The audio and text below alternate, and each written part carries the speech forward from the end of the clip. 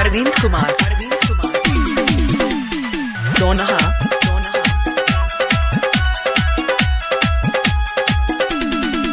मोजर रहलू तू पहिले अब हम हो गइलू लइका चखल चाहे मीठा पान हो गइलू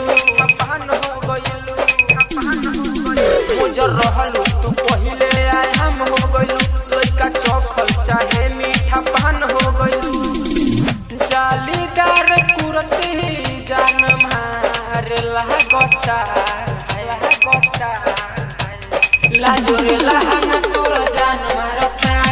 लाजोरे लहंगा तोर जान मारता लाजोरे लहंगा तोर जान मारता लाजोरे लहंगा तोर जान मारता अरविंद कुमार दोनहा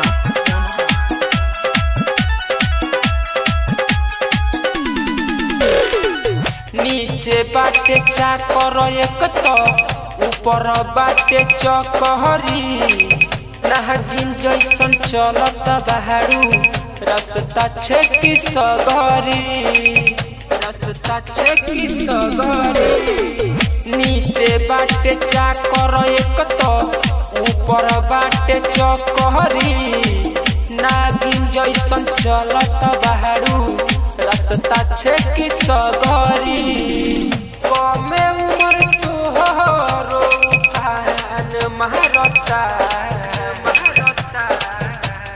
लाजोरे लहंगा तोर जान मारता लाजोरे लहंगा तोर जान मारता आई लाजोरे लहंगा तोर जान मारता लाजोरे लहंगा तोर जान मारता अरविंद कुमार दोनहा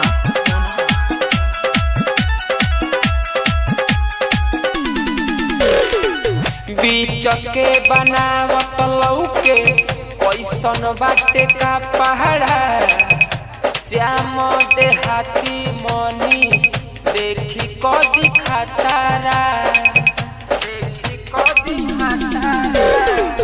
बीच के बनावट लौके